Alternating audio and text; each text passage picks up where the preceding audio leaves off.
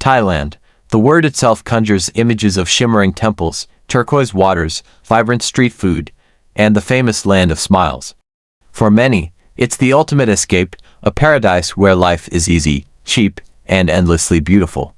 And don't get me wrong, so much of that is true. It's a country that has captured my heart, and the hearts of millions.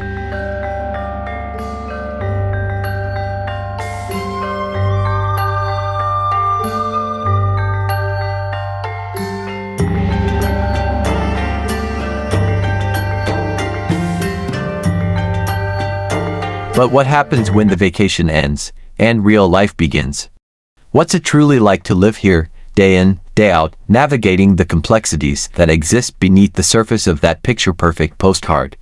Today, I want to take you beyond the curated Instagram feeds and the holiday highlights. I want to share a more nuanced perspective on normal life in Thailand, a life that's incredibly rewarding, yes, but often, not quite as straightforward as many people think.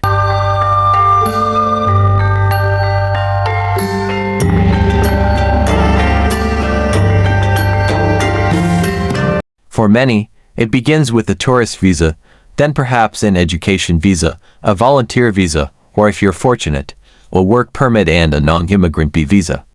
Each has its own set of requirements, financial proofs, and often, a perplexing amount of seemingly redundant documents. And then there's the 90-day reporting. Every 90 days, you must report your address to immigration. Online systems exist, but they can be temperamental. So, it often means a trip to the immigration office, taking a number, and waiting. It becomes a recurring date in your calendar.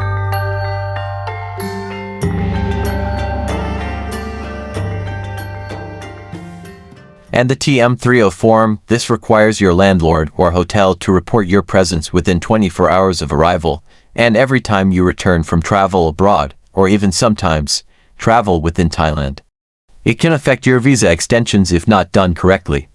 It's another layer of complexity that many visitors never even hear about. Opening a bank account, it used to be simpler, but now often requires specific visa types, a certificate of residence from immigration or your embassy, and a healthy dose of patience. Getting a phone plan, setting up utilities, these seemingly simple tasks can sometimes turn into multi-step processes involving documents you didn't anticipate needing.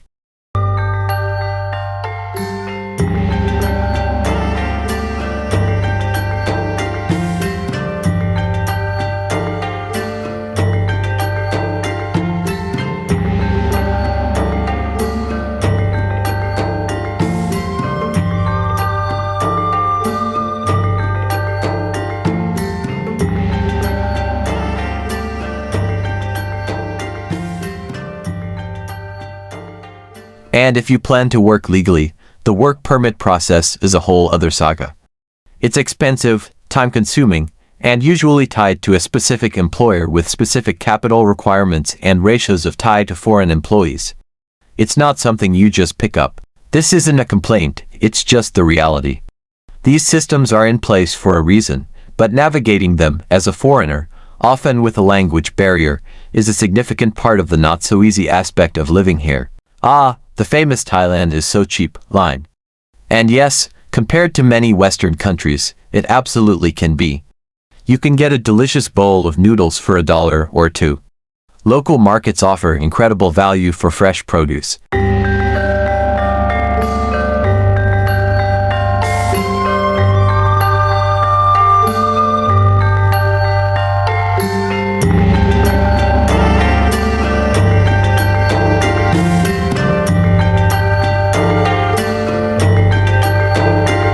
But cheap is relative, and it depends heavily on your lifestyle.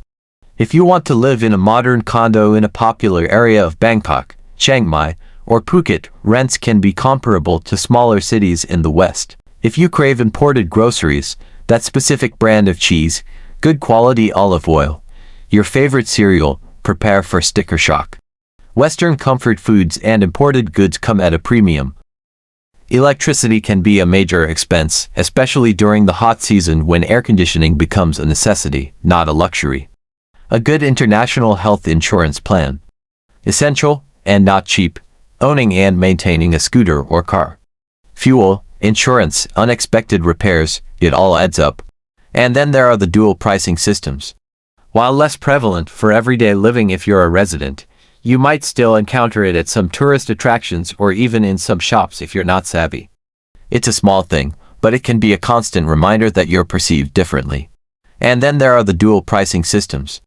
While less prevalent for everyday living if you're a resident, you might still encounter it at some tourist attractions or even in some shops if you're not savvy. It's a small thing, but it can be a constant reminder that you're perceived differently. So, while you can live very cheaply, if you want a lifestyle that includes certain comforts, conveniences, or specific goods you're used to from home, your budget needs to be realistic. It's not all 50 baht pad thai. So, while you can live very cheaply, if you want a lifestyle that includes certain comforts, conveniences, or specific goods you're used to from home, your budget needs to be realistic. It's not all 50 baht pad thai.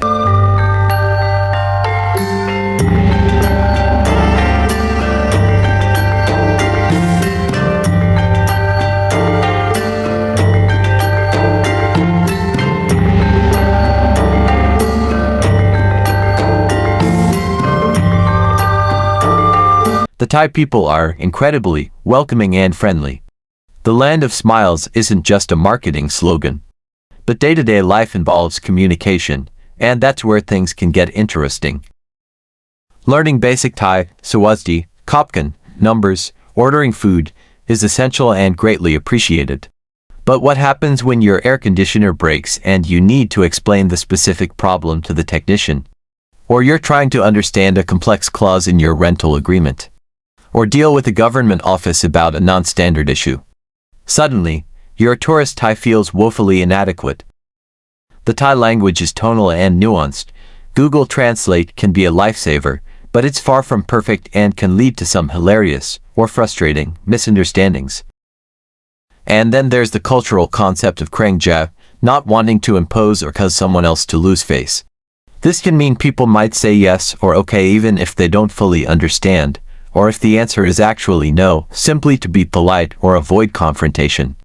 This indirectness can be challenging for those of us from more direct cultures. My pen rai, meaning it's okay or never mind, is a beautiful philosophy of letting things go. But sometimes, when you genuinely need an issue resolved, my pen rai can feel like a dismissal. It's about understanding the context, which takes time and experience. Even after years, there are moments you feel like an outsider, not because anyone is unwelcoming, but simply because you're operating in a cultural framework that isn't your own. It's a constant learning curve, and while fascinating, it requires patience and humility. Life anywhere involves a daily grind, and Thailand is no exception. Forget the idyllic images of waking up to ocean breezes every day, unless you're truly retired in a beach town. If you live in a city like Bangkok, traffic can be soul-crushing, commutes can take hours. The BTS SkyTrain and MRT subway are fantastic, but they don't reach everywhere, and they can be incredibly crowded during peak hours.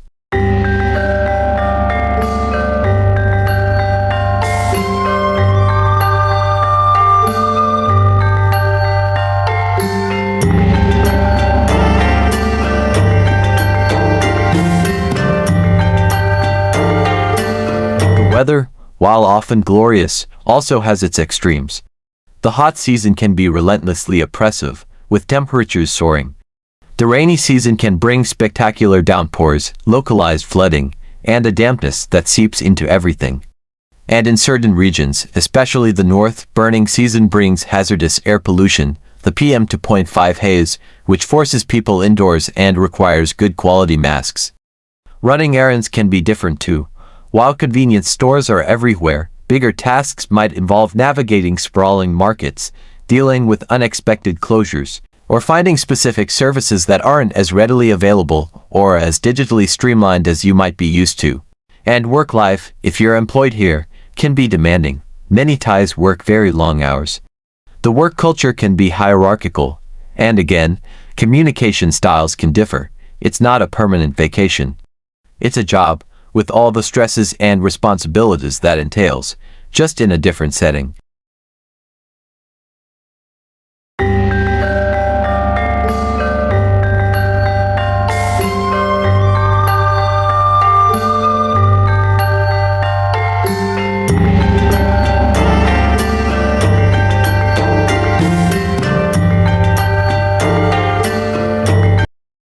Beyond the practicalities, there's the emotional landscape of living abroad.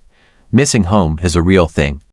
You miss family, friends, specific foods, cultural celebrations, even just the ease of understanding everything instinctively. Making deep, genuine connections can take time. While ties are friendly, forming close friendships often requires navigating cultural and language differences. Many expats find themselves in an expat bubble, which is comfortable and understandable, but it can also limit true immersion. There can be moments of loneliness or feeling adrift, especially in the beginning. It's part of the adjustment process. You're constantly learning, adapting, and sometimes you just crave the familiar.